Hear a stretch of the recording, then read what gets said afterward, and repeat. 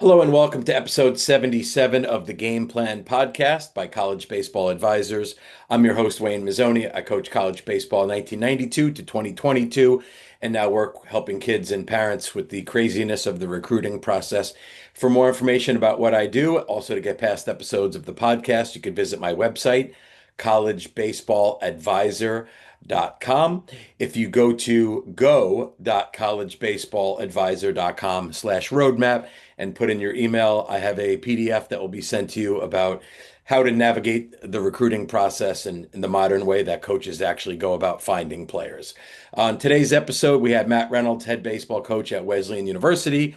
Matt has a great baseball background from South Boston, played his first 2 years under Coach 𝐃𝐨𝐽 at University of Maine. He then transferred to UMass, where he played for Coach Stone and actually started while he was finishing his degree, dipping his toe into the coaching waters at UMass. He then coached for many years at Navy with Coach 𝐃𝐨𝐽 before taking over as the head coach at Washington College, where he stayed for 3 years before Coach Stone at UMass retired and he took over the program there at UMass. And then recently, just this past year, has taken the job at Wesleyan. So we covered kind of that journey, his experiences coaching along the way he runs his team at Wesleyan, about Wesleyan University itself, certainly about the recruiting process as it pertains to Wesleyan and the kind of players that he's looking for. So I think you'll find this very informative. We've had several NESCAC coaches on, hope to have them all eventually. But without further delay, here's my conversation with Matt Reynolds, head baseball coach at Wesleyan University.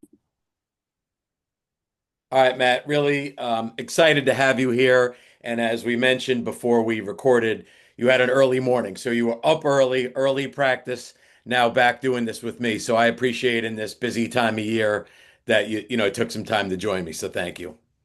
Absolutely. Yeah, no, the hair and makeup people never showed up. So if I'm going to put that on you, I mean, you could have saved 50%. You could have told the hair people to go golf or something today. But if I look a little weathered right now, yes, it has been a full day already, but happy to join. And I appreciate you having me on. Of course, it's funny. I was like, I don't know why I was thinking this today, but um, more of the guests that have been on here have beards than not have beards. So, like, I don't know if Mhm. it's a baseball thing or whatnot. Maybe it's a northern thing too. But yes, yeah, sorry about the hair and makeup people not showing up. Maybe they Not went a to problem. campus and you're at home at the moment. So you were you born and raised South Boston?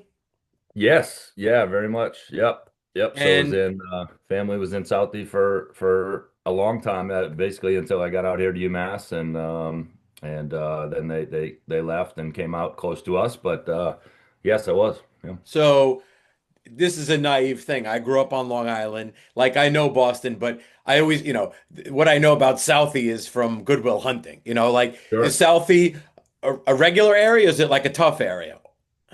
It's much different now. And since you made the Goodwill Hunting reference, I wasn't the one going over to Harvard and solving the equations. I was the Right. one like, breaking rocks. But yeah, it's very different now, very well to do. But growing up, just very much like a blue collar type of community and great place at the time to a great place now, but I wouldn't have wanted to grow up any other place. It was a really cool experience. And did you play other sports besides baseball? Yeah, we played. That was one of the things I think in South Boston too, that we played everything, everything, and it wasn't. I think it was the proper level of organized versus unorganized. But we would be. It could be anything, Wayne. We leave the house. You're 2 blocks away from a street hockey court, a basketball court, the little league fields. So we would do everything, and I think that was something I was really thankful for, and I give credit to my family with that as well. My dad is like that too. He kind of could do a little bit of everything, and I think it helped out athletically in the end. But from a fun perspective, it was pretty cool too because it just did it all. Yeah, one thing I mean it to talk about the old days and wish some things were that way now. It's not going to happen. I mean, the Hmm. world changes and that's it. But like, there was a little bit of a self-starter entrepreneurial thing when you were kids. Like, you would get buddies and go figure out a way to like organize a game or fun. And I think a lot of kids now they have great resources and like I'll talk to kids all the time. I say, "What are you doing during the course of the week?" Well, I go for my hitting lesson here, then I go for my team practice here, and I go, awesome. what else are you doing on the 2 days that you don't have anything scheduled? Like, so Yep. that's a little bit of what's been lost, but in a lot of ways they have it good too. So Yep. No, no question. No, I'm glad I grew up when I did. Let's yeah. put it that way.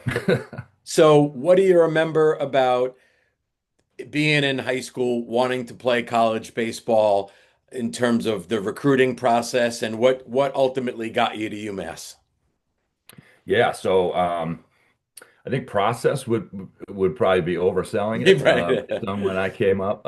It was the perfect games of the world where I think I was aware of that entity, but never did anything with them, and it certainly, as you know, was nothing like it is today. But went to a couple showcases. I actually played at Maine for 2 years for Coach Costi. I went to Maine and was recruited by them and a little bit by Northeastern.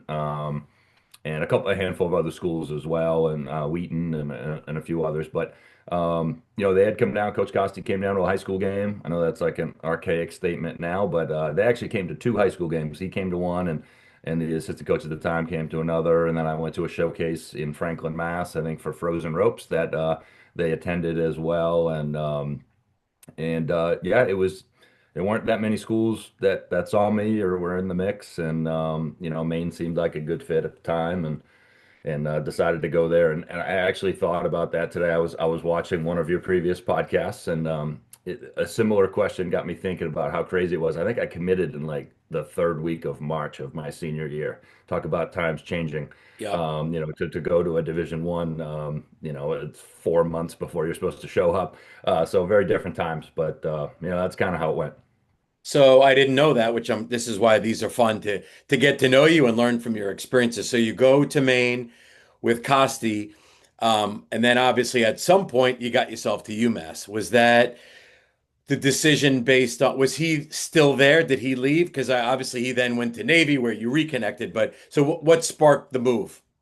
Yeah, no, it certainly had nothing to do with baseball. That was it was more of a fit thing from a school standpoint, and financially being a Massachusetts resident, it was a lot cheaper to go, and it just kind of made sense at the time. Nothing, obviously no ill will or anything like that. I later on was hired, and continue to this day to have a great relationship, and it just was the right fit at the right time.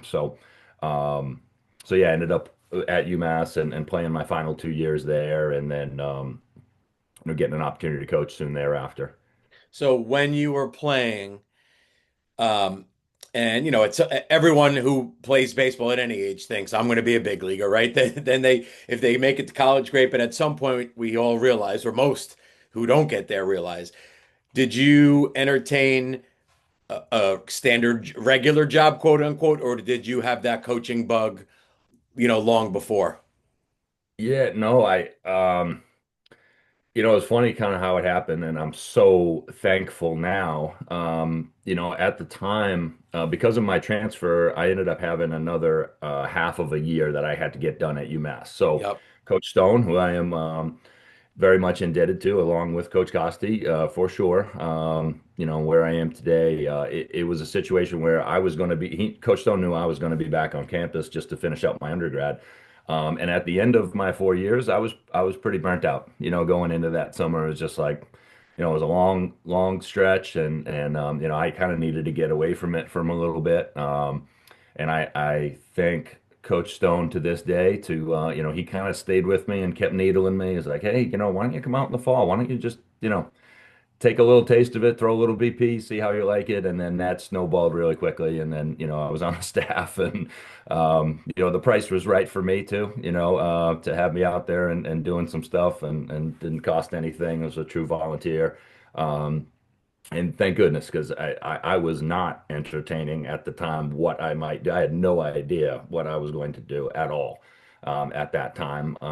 And just getting into coaching obviously led to this, but at the same time, being at UMass led me applying to get my master's degree, which I probably wouldn't have done either if I wasn't captive on a college campus. So that in both ways was very fortunate, and I'm very appreciative that he kept after me.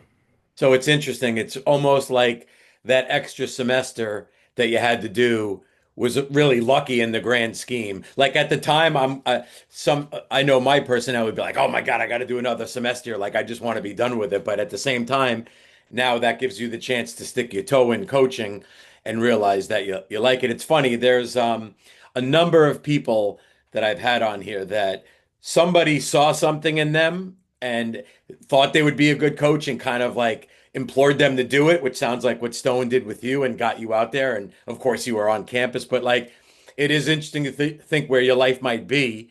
Had you just graduated right at the end of that, you were frustrated, had enough of baseball for a little bit. Maybe you'd be an accountant or a sales rep, or who knows what you might be. So good for you.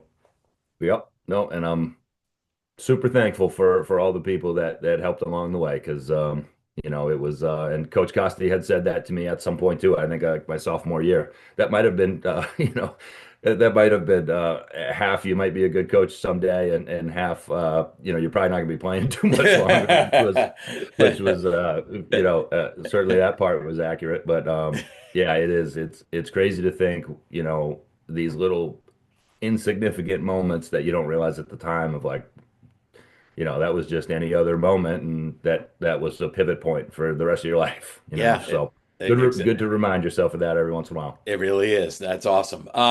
So then the move to Navy with Costi um, seemed logical. Here was a guy you played for and you knew. Um, Navy's a pretty awesome place. Chuck Ristano, the current head coach, has been on here. Back in the day when I went to Gettysburg and all the divisions played each other, we used to go over there and play them. What a cool spot. So this many years now removed from it, what do you take away from the time at Navy? Yeah, a lot. That was a really interesting experience, a great experience, a difficult one, a rewarding one. Like it was all of the things. A really special place first and foremost. Just what those guys do and the added burden that they have there as student athletes, as midshipmen, is it's challenging. It's really challenging. So really proud of those guys and the ones that I had the opportunity to coach and. I think a good way to put it is, I learned a ton from Coach Stone. He helped me, kind of cut my teeth here in the coaching world. And then, when I got to Navy, it was like that was complete full immersion into all of it, including extra stuff that most coaches probably at the Division I level don't get to see. I was actually in the military technically for 5.5 of those 7 years. And when I say technically, I mean technically, like just on paper, basically, not saving anybody's life, don't know Right. how to load a weapon, the best job in the Navy, as we'll say. But it also like, it got me an opportunity to teach a little bit too. I was teaching PE and here we are full circle. That's one of the things I'm going to be doing at Wesleyan. And that was really a unique opportunity. And some of the little things that we did there just kind of gave me a better glimpse of like the totality of what the experience is at Navy, not just in the athletic association bubble, and certainly much more of an appreciation for what they go through on a day-to-day basis, and then certainly what they go on to do, for our country. So it was an amazing experience and a formative one. This is going to be a weird question, very much weird. Um, I know Costi on a 1 to 10 scale. I might know him a 1.5. Okay. Okay. But in 2006, prior to coaching at Sacred Heart, I coached at Holy Cross for one Mhm. season. We played at Navy and across the lines, he and I kind of got into it a little bit. I mean, I was only the Okay. assistant, but like he was in front of the dugout stalking and taught. And I real like is the guy like can get intense. Is the dude legit fired up intense? Was that his style as a coach, or was it just that series that Patriot League series that got him fired up? No, I mean, I have among many things, many aspects of Coach Costi that I have unbelievable admiration for. One of the things that is it's just innate is the competitiveness and like the energy every single day. And it's something that like I have to fight myself sometimes to make sure that I kick myself in the rear end to make sure that, when I'm not feeling my best, but, like, hey, I got to make sure that I bring the energy. And, that was something that was, as a player, was like very evident, very palpable that, every single time we showed up to the field, you'd better be prepared because you're you better bring your energy because you know that the attention to detail and the intensity of whatever it is that we're gonna try to accomplish on that day is gonna be there. So that made us ready, because we knew we had to be. So yeah, I would say no question, just tons of energy and tons of competitiveness all the time, and it's awesome. Yeah, yeah. So I had it read accurately. Like, yeah, I respected the guy, but you could see he was intense, really intense. So yeah, it must have been, as you said, a great, interesting experience being with him for that long. Because basically, you were there 2008 to 2014, correct? Yep. Yeah, Right, 7 years. Yep. 7 years. So then you get the opportunity to get the head coaching job at Washington. Was Mhm. that the next logical move? Was it more of like, because I'm sure the other option of maybe moving up conferences, so to speak, and getting it. So, what led to you taking that position at that time? Was it, hey, I'm ready to be a head coach. I want to try running my own ship here? Yeah, yeah, and the other part that was going on too, that so that military aspect of it, that had an expiration date the whole Ah, time. Like, yep, so that was something where it was, I could not have stayed in the Navy in that position any longer, and that job came open. It was something I talked to Coach Costi about, and as it turned out, the AD at that time, who's now the president of Washington College, Brian Matthews. Um, he had connections to Navy as well, and it's not far from Navy. It's about a 45-minute drive. He had coached, I believe, at Navy, lacrosse guy, and knew some people, so it kind of makes sense. And when I was lucky enough to get on campus and get an interview and really kind of look around at the place, it seemed like a really, really good fit and a really interesting opportunity to cut my teeth as a head coach. And it was at that time, it was definitely something probably in the last, year or two, or maybe even three at Navy that you just started to think about, like I think I might be ready for this. I think I might want this, and some people are the other ways. Like I really want to focus on pitching the rest of my career, or I want to focus on this, I want to work with hitters forever and right. not maybe deal with all the things, all the time. And it just so happened that I evolved to really, wanting to, be in charge of a program and see if that would be a good fit for me. And thankfully I got an opportunity. What was the bigger learning curve? Was it the baseball stuff on the field? I am making lineups, setting practice plans, hiring coaches, all that? Or was it, wow, there's a lot to do off the field running a program that I either wasn't prepared for? You probably were prepared for a lot coming from Navy. I'm sure it was a lot of administrative stuff you had to do, but which side was the bigger learning curve? Yeah, it really wasn't the baseball side of it necessarily. I think like, managing is probably not the right word, but for lack of a better term, like, managing all the people and being quote unquote in charge of, hiring a staff and being responsible for them and it was a situation which was probably in the end good because I've kind of stuck to this model of I didn't have a choice at the time. We didn't have a lot of resources for our assistant coaches, and so it was kind of like one of those you're always going to get a very green inexperienced assistant coach, and that was really rewarding as well, just to be able to work with some guys that were fresh out like I was 10 years prior, and so that part was great. I think it's just the overall management piece that you kind of have that aha moment of like, okay, this is all like all of this is somehow falls on me in one way or another. And what do I delegate?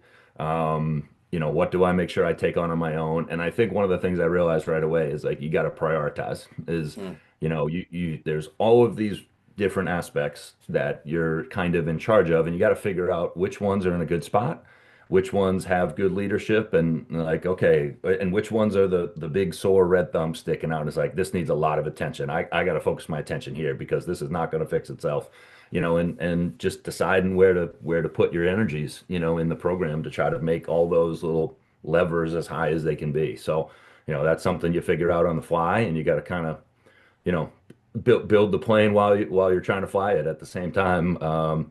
But that was kind of it for me. I mean, that's a really good answer to prioritize because there's a lot to do in these college baseball jobs when you're running a program, from recruiting to obviously the players in the team and all the different things going on and the academic side, and then there's the fundraising and there's facilities. Like if you look at it sometimes like a big elephant you got to eat, it's like it could be overwhelming. But if, like you said, if you got to focus on this aspect first is probably the proper way to go about it, so you're not overwhelmed, really, right? Yeah, and it's got like this. It's funny. You'll appreciate this, and I think the coaches will that are listening in. From the like the outside looking in, to the people that just they just don't know what goes into it all behind the scenes. You've fielded those comments in the past of like, okay, well, are you guys playing right now? It's like, no, this isn't our championship season, and we play in the spring. It's like, oh well. So, what do you do? Like, do you have another job? Do you have Oh what my is it God. that you do? It's like, well, no, fair question. But, like that's one of the things that people don't realize. Like, most of what I do is not on the field, actually, the vast majority of what you do. But yeah, it's interesting. All the hats you wear, and I 2 years ago I coined myself the director of food and beverage at UMass. That was one of the jobs that I took on, and this guy's the travel guy, and this guy deals with compliance and all of the things. So yeah, there's a lot of office stuff to do for sure. That is actually hysterical. I can't tell you the amount of times I've talked to people. I'm not coaching now, but when I was, oh, is that a full-time job? You're like, what do you got? You can't, of course it's a double full-time job because you work weekends and you're recruiting all right? That, and then the other Yep. question I used to get, um, and this is of course more Division One than not, but like it would be just about opening day in the major leagues, right? And I'd be grabbing a coffee at the local market here, and someone would see me like in a practice or game attire. Oh, are you guys in spring training? And I go, no, we're 11-4 already on the season. Like the season is already what? Really? You guys started? Yes, yeah, yeah. Like Yep. people don't, they just most lay people, if you will, they don't get if you polled most people, they are not aware that February 13th is opening weekend in college baseball. Most people, many do, but Yeah. most don't, right? Yeah, especially if they look out the window like I am right now. You definitely wouldn't think it. You would not think it exactly. So then obviously the next move you take over at UMass, it seems that it would be a logical move in terms of you have a great track record now. You've been a head coach, the place where you started your coaching career, where you finished your playing career, the in-state school. So was it in your mind, hey, this is a no-brainer to go for this position? Yeah, no question. And I didn't know if I would have a chance at it or, but when I knew that Coach Stone was going to retire, and he was one of those situations where he had announced it at some point, I think in the fall, so it was a long runway type of situation. It was definitely something that I, tried to inquire about right away and tried to, without trying to when these things happen, it's like and you're interested in a job, you try to figure out, you know, would I have any shot at this? Is this worth rocking the boat or anything Right, of, right. I'm very happy where I am right now. And so thankfully that was a pretty long runway to be able to figure out like, okay, maybe I do have a chance at this. And just extremely thankful. But going for that, once I figured out that it could be a reality, was definitely a no-brainer. And I am not and this is no criticism of any other coach out there, but I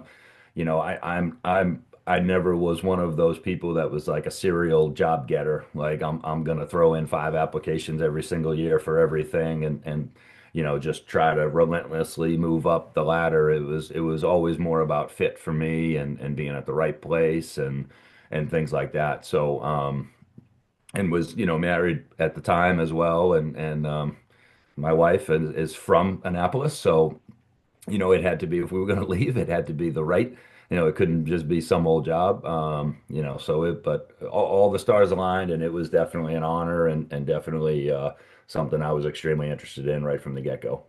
I'm going to assume that you being close with Stone was that I assume you approached him and said, "Hey, I'm interested." I assume he was in full support and tried to help you with not that we need the details of the whole thing, but it Yeah. seems to make sense that, hey, you would tap into this guy who you have a relationship with and see if he thought you would be a fit, right? Yeah, yeah, absolutely. Absolutely. I had multiple conversations with Coach Stone, multiple conversations with Coach Costi, and he's always been, both of them have always been huge resources for me. And, again, I'll say it 15 times on the pod here, but, wildly thankful in the coaching, in the professional world to those two specifically. And yeah, it was, I think he was very supportive of it. And certainly he was very, very helpful. One of the things going into that is I felt like I really, once I figured out there was enough there where I would at least get a foot in the door to have a conversation. I felt pretty good about it because I felt like no one is going to know what this place is and isn't, and like no one else is going to know what they are looking for probably than me, just because of having been there and having been an assistant and the relationship with coach, and and knowing all the ins and the outs, and or it's as much as anybody could. So that I think that proved to be true. And ultimately, I don't think it was my resume or necessarily, or anything like that. It was probably that I understood what the job was, pretty well going into it. So I do want to ask you a couple of UMass things, but one thing in prep for this, I'm going to ask you about a particular player first. This was a kid when I was coaching at Sacred Heart that I fell in love with recruiting. Not only could this kid play, I don't even know if you know who I'm going to ask you about. I don't think you do. I'd be surprised if you did. I do Um, not. and I just love the kid and I love the family. And I knew about him more as a kid and a player, so I pushed really hard to get him. We went with another player, and the kid went to University of Hartford, and then he transferred into UMass with you, Drew DiMartino. Oh yeah. I mean, was I right that this kid not only was a very good ball player, but a first class human being too? Oh, I mean, you go to the transfer portal, and that was kind of like that was one of the first years that we really started to, like really entertain transfers. And it's like, sometimes you don't know what you're going to get, and it's speed dating, and it's like you, Yes. you try to figure all the things out, but you got to move fast. And I'm just very thankful. So I give 𝐬𝐿, who was our pitching coach at the time, is now at Harvard. Yep. He shared your sentiments when Drew was coming out of high school, and I believe he's from Pittsfield, so he's from a Massachusetts kid. Yes. And like Nate, when he saw that Drew had another year, he told me, he's like, yeah, like yes, like we're offering him. Like Yep. you don't need to see him, you don't need anything. We're going after him. Are you sure? Like, yes, I'm sure. I said, all right, great.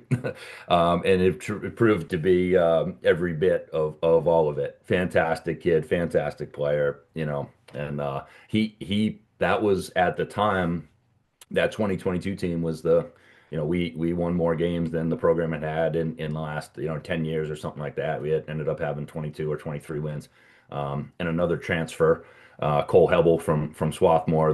That was our middle, and it was special. It was really special. So yeah, he was a good one, both of them. Yeah. So to ask you this, this is the funny part of doing these podcasts. It's like this is a stupid analogy, but like some couple's been married 30 years, they get a divorce, and someone says, "Why'd you get a divorce?" Well, it's tough to talk about 30 years of marriage in one sentence. But like, what do you take away from your time at UMass before we talk about Wesleyan? Obviously, I would think many good memories, but what's the takeaway of your time there? Yeah, I mean, it was I enjoyed every minute of it. Like I love UMass, left on good terms.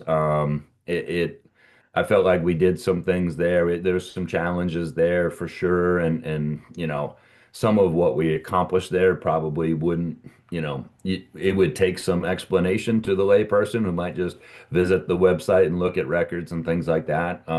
And but we did some pretty good things there, some special things. We had some unbelievable players and unbelievable people that have gone on to do great things. And the people in the administration, the coaches, the players, um, my staff, who's now all still there running the program.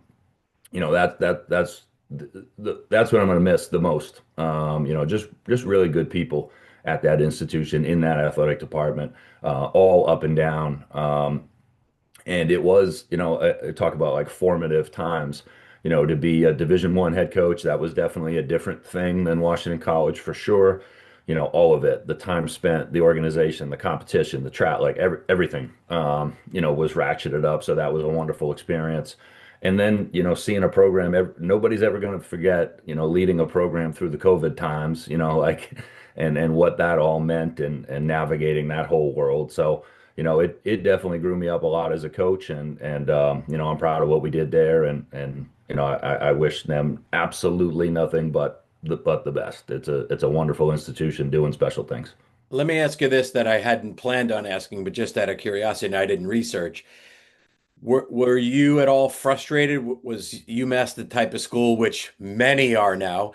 I mean, again, I coached most of my years at Sacred Heart, and I see them losing players that like their top three guys, two arms and a catcher left, right, to go to big programs. Did that happen to you? Was that frustrating? Yeah, you know what, it did, especially in the last year, but we really my thought process with the transfer portal is like, hey, we have to take advantage of the in that revolving indoor, and we got to manage the outside of the door. Like we got to make sure people have a good experience here. They feel a part of this thing. They feel like it's a family. It's not just some transient program that, is a stepping stone. Like so we were really intentional about that, and I think that helped. Certainly the first couple of years of the transfer portal, we were definitely on the winning side of the transfer portal for the first couple of years. Now I think with the addition of the NIL stuff and all the stuff that fight is becoming harder. Right. And certainly we experienced that in the last year, that we ended up bringing in a class of 10 freshmen that we were really excited about. And then, we knew we were gonna save some room for some transfers for sure, but we ended up bringing in 7 transfers between June 1 and July 15th, and I'm sitting there with the staff, and we're all looking at each other like, what are we doing here? Felt like this is unbelievable. It turned into two full recruiting cycles every single cycle. It's double the amount. And we probably would have brought in more. It's just like that's what we were able to get that we felt like was the right fit. But we probably would have brought in 8 or 9 from a number standpoint, and it just didn't work out that way. But it's unsustainable. Yeah. It's hard.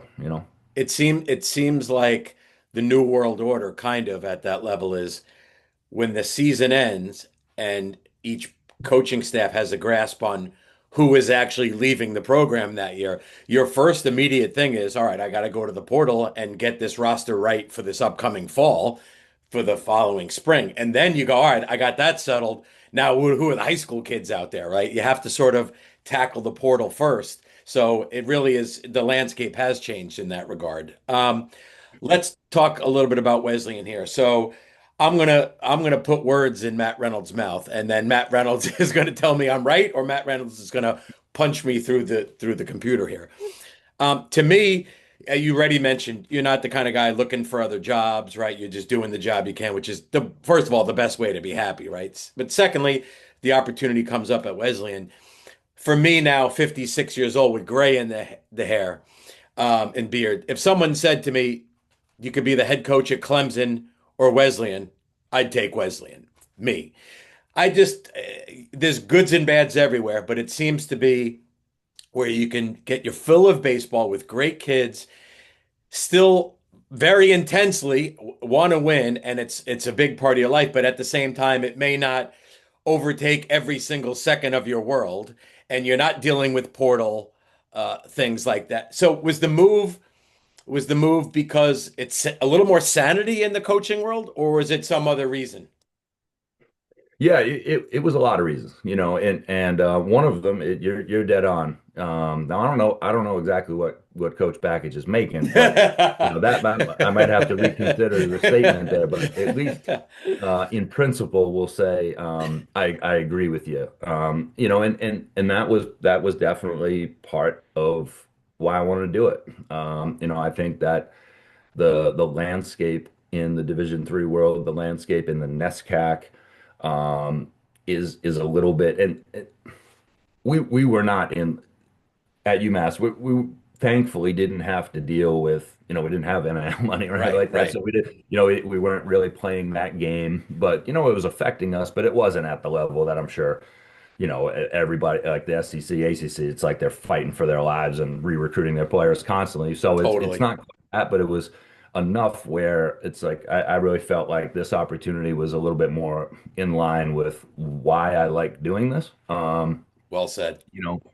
so that played a role, and certainly, there's probably more meat on the bone here, but that to answer that question specifically, that was a part of it.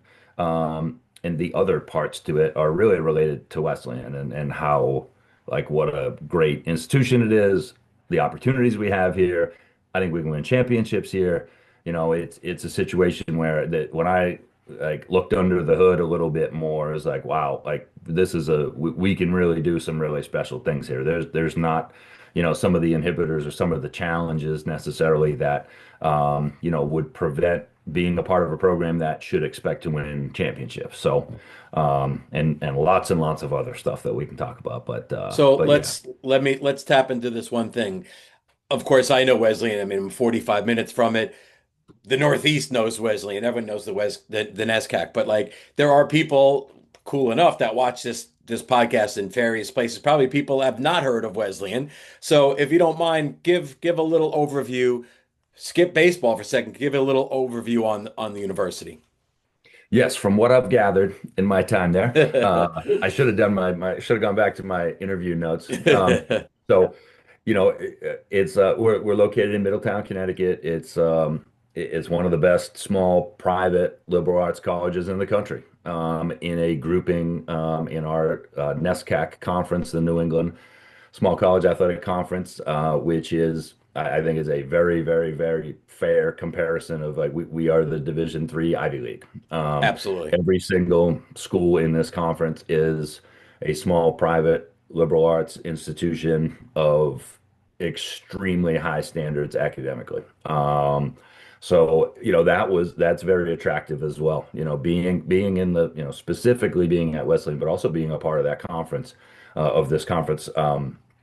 It's just it's a really cool thing because you've got a lot of conferences are all over the map and like Yeah. and from in all varieties in all different ways, but I feel like all of our values are aligned and the academics are aligned and the institutions are aligned and things like that. So but Wes, we're a southern school. I get to say that, Wayne. We're the southernmost school in the NESCAC. So That's if actually you're a good looking point. for Really, that's right, huh? yeah. You're below Trinity.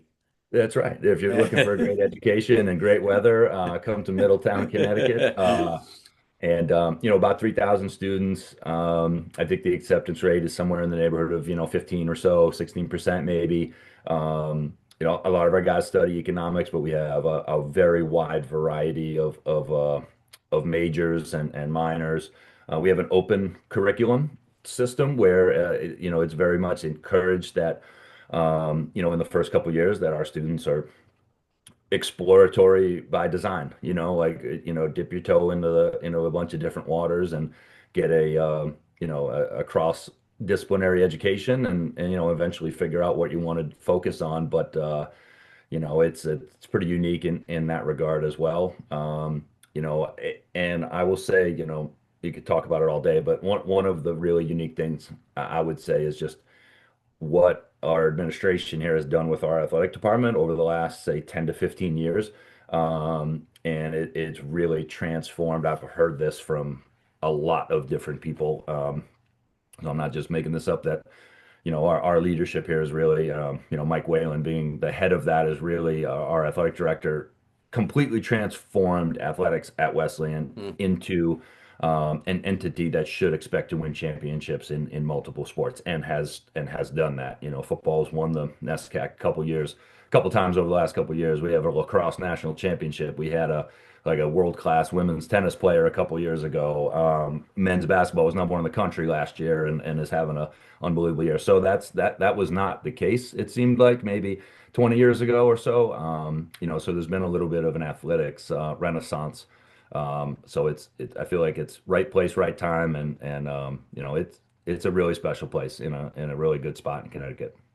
From the small world that college coaching is, were you, or are you now, buddies with other head coaches in the conference that you just knew for years and years? Is there somebody that you're, particularly tight with in conference? Yeah, it's really like this was really unique. Like I feel like I have a really good relationship with literally all nine, the other nine. We have run in the same recruiting circles and same events, and I that this is a little bit down the line as far as like why would you be interested in a job, but like one of the things that is down the line is like how much respect I have for all of the head coaches in this league, and I know them all, really well, and I would say like really close with some of them. Coach Pine at Amherst is lives 5 minutes from my house. I will see him soon. I see him regularly. Coach 𝐃𝐨𝐧'𝐭 at Trinity. He was a UMass guy, and Of he course. transferred into UMass my first year coaching. We've been good, very close since. Coach Stark at Tufts, he and I worked together at Navy. Have been very, very close for a long time. And just over the course of time, I've gotten to meet these guys, and it's just like, really, it's a special group of people. That was one of the attractors, and I'm honored to be a part of that group now. But good institutions, good people. You're right. I mean, I'm laughing because JP is Pine is he's a piece of work. I love that guy. I mean, he really should be a stand-up comedian coach. I mean, he's that funny. And Adamski, I actually recruited when I was at Post in Waterbury, and that's a whole long story, but then got hurt and transferred to UMass where he really belonged. The kid was a heck of a player, and he's an awesome guy and a great coach too, for sure. Um, Couple things. Let's talk first of all your coaching style. Again, an open-ended question. You've been a head coach now at this is your third institution for quite a while. Do you have a way you operate the program, from anything with culture or practice style? Like, is there anything that is more maybe specific to the way you're running a program? Yeah, from a cultural standpoint, the things that we talk about are this might sound a little bit corny, but we call it our three C's, classroom, competition, and community, and just a way of saying like here are the three buckets that we want to fill as high as we possibly can. Thankfully, the classroom part of it was very full when I arrived here. The community part of it is just making sure that we recruit outstanding human beings, and we ask just as many questions about who they are as people, what their work ethic is, all of those things as we ask about their, batting average and ERA and all the other stuff that we would talk to college coaches or advisors about. And from a competitive standpoint, we want to make sure you're probably familiar, but maybe some of the audience, may not be in the NESCAC. There's some in Division III, and then furthermore in the NESCAC, there are some restrictions just based on, how rigorous these places are academically, where our fall is more restricted than the rest of Division III, and Division III is certainly way more restricted than Division I. So with that, I think it's really one of the critical things that I've talked to from a recruiting standpoint, and the staff all is in alignment with, is we want to find guys that understand what it takes on their own, with guidance, of course, but to get the things done that they need to get done to keep pace with everybody. I talked to the team about, hey, just because we only get X amount of practices in the fall doesn't mean that there's like magic dust that's spread over Wesleyan and you magically become every bit of what everybody else is going to be. It just means that you have to be, self-directed a little bit, and understand that you got to do some of this stuff on your own. So, culturally, that's what we're really trying to build, and just make sure that we, the goal is to get our program to the point where we are the model program at Wesleyan. And there's, whether we get there or not, is we have a lot of model programs at Wesleyan. So that's just what we're telling the players, is like, hey, we should expect the most of ourselves, as far as how we carry ourselves, what we do socially, how hard we work. Like, don't be afraid to be the best at that on this campus and set the standard for that. So, that's kind of a glimpse of the cultural piece of it. And I think from a practice standpoint and organization, you just want to try to be as organized and as we possibly can, and as detail oriented as we possibly can, bring energy, create an environment like, that people are excited to be in every single day, and try to keep it fresh. So I never want a point where people are dreading coming to practice because of any reason, monotony or, any reason that they might be able to come up with. Want to create a group of guys that's excited to be around each other and, to be doing what it is that we need to do and accomplish our goals for that day. So that's what we're really, really striving for. Yeah, I think you hit it, and this is for every program, but especially under the parameters of the NESCAC. If you don't have the right people in the program that they want an education, they maybe not even are under the allure that they're going to play after college, but they're self-directed to want to get great. That's got to be the biggest key, because if they don't have that desire to do that, there's some good baseball in the NESCAC, man, and they're going to be in trouble when it comes to competition. So you're right.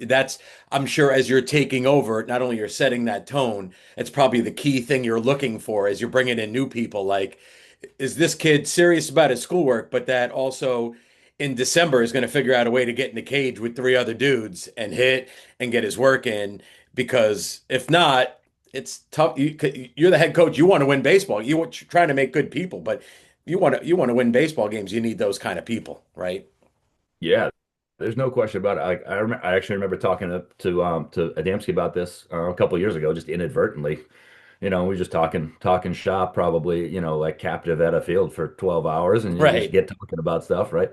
And I remember he brought that up in some capacity of like, like what's kind of like the most important things, like, and it was just the guys you have on the team, the leadership group in the team, and how they can manage getting guys out to the field and creating captain's practices. And it's a make or break. So we try to present it to our guys as an opportunity. Like, this is, you guys want to be great, you want to be champions, all the goals that you've set for yourselves. This is maybe the biggest piece of it is what are you going to do in the days that we don't have you, and we're going to direct you what to do, in the fall, and then when you go home for winter break and in your prep work. And yeah, it cannot be understated how important that is.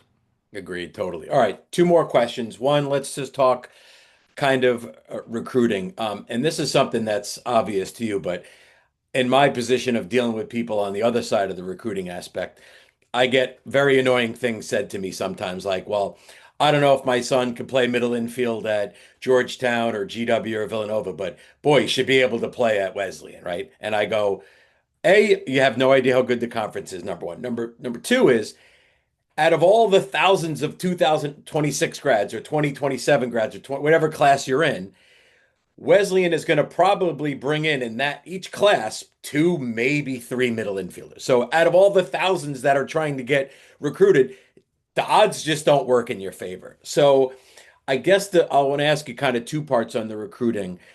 The first question would be, by what various methods does Matt Reynolds and his coaches, you got a good coaching staff there with you, by what methods do you first hear about some kid? So there could be a kid in Iowa that's got high grades that wants to go to school in the Northeast at a great liberal arts school. Like, how do you find out about this kid? What are the ways that this kid will come onto your radar?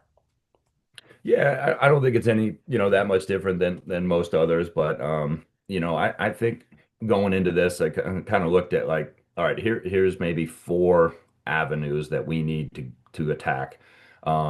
Certainly the academic showcase, there's no getting away from those for us. There's just, with the academic standards, you're not going to find that concentration of really great students in one place. So you got to have an aspect of that. Institutional camps, our camp series and what we're going to put together there, that's already yielded results. What are we doing at other institutions camps? And certainly the obvious ones would be, going to your Harvard camp and your Yale camp and your Princeton camp and your, you know, so things like that. And then, I really feel strongly about I want to be able to still do some of the more traditional recruiting, when we're going to say, the Northborough and Diamond Nation and, the people on those fields that would be academically qualified for us is certainly going to be, have a narrowing effect. But if we do our homework, I still want to see guys compete in that environment as well, because I think it's pretty easy to get yourself very showcase centric Right. at institutions like this, and I want to see guys compete. And one of the things I'm really excited about is I haven't seen very much high school baseball over the last couple of years, and you brought it up earlier. Part of it is just the D1 schedule. Yep. Part of it is the weird quiet period they flipped in there, like right in the middle of Massachusetts playoff time, where we can't go out. Um, but another part is just our seasons are so long. Like, if we're going to be able to see games in Connecticut and New England and Massachusetts in May and mid-May and things like that. And I want to still do that. Like, I think that that's important to see people compete in that environment and see what that looks like. So I think those are really the four. And thankfully, kind of back to a situation where I feel like our reach could go all over the country, It and I can. want to be able to tap into different areas as well, um, and continue to diversify where we're getting guys from regionally, because I think that like you said, I think we can. I think we can. That's not going to be a waste of time for us to go to Texas and California and Florida and the Chicago land area and things like that. Yeah, and it's interesting. You're right. It brings up like when you're going to Diamond Nation, you have to talk to people like me, to high school coaches, to travel coaches to know, all right, I'm going to go watch this kid on field 5 at the 10 o'clock game. They have a shortstop. He's got a 3.9, and he's got like, I'm not going to watch some random game where I fall in love with a shortstop who's got a 2.7. No offense. This is cool for him, but it's not Wesleyan. So, right, you on those Right. bigger events, you have to be pretty narrowed with who you're going to see for sure. Um, Yep. the other side of the recruiting thing is, and you kind of mentioned it already, but once you know this kid has the grades, he's in the ballpark of what we need, he has the talent clearly. Will you then dig into some more of the personality, the characteristics, the competitiveness, those intangibles before you go ahead and say, this is a kid we want to offer? 100% of the time. 100% of the time. And I would say too, excuse me. I did not prepare my coach's voice to just jump right back in this week and start practice. And I am suffering, man. No, you sound So, great. oh, thanks. I'm getting through the end of, hopefully I make it through the end here. Yes, we only have But one more question after this, so go ahead. okay. All right. All right. All right. So where were we there with that one? It was, Just about you one have a more. kid that you vetted as a student and as a player. He passed Yeah. that. Now it's like, what else do I need to know before I want this kid to be with me 4 years? Yeah, and like I said, 100% of the time before, and we offer an opportunity to be a part of our family here. And most often, it doesn't always work out this way, but most often before we even let them step foot on campus, is like, if we're going to bring somebody on campus and spend 2, 3, 4 hours with them and their family, hopefully we've already done that homework on the front end to figure Right. out, because like we were talking about earlier, it's the recruiting, the whole job, but certainly the recruiting part of it, it's like there is no end.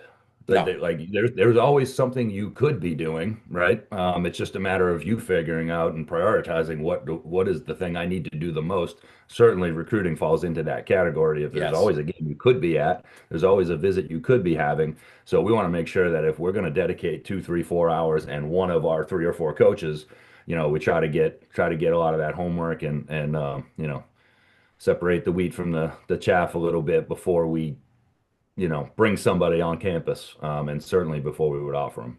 Yeah, that's a great point. You're right. Recruiting never, you even see it like in these big time college football teams. The second the season's over, like they're out recruiting already. Like it never stops. So even for you, where maybe the time frame goes a little later because of the academic piece, whatnot, as soon as you finish one class, you're like, all right, it's time to start getting prepped on the next class. All right. Hmm. On the final question, Mohegan Sun is the sponsor of the podcast. Is of course the coaches convention every January in Connecticut, which is great. So this is kind of the question specific to that. If there is a kid in high school somewhere in this country that is dreaming of playing college baseball, Ivy, NESCAC, Patriot League, wherever it is there one or two things that you would say, boy, you better be doing this to not only get recruited, but once you enter college, if you don't have these traits, it's going to be difficult also. So, is there anything you could point to that you wish all these kids knew?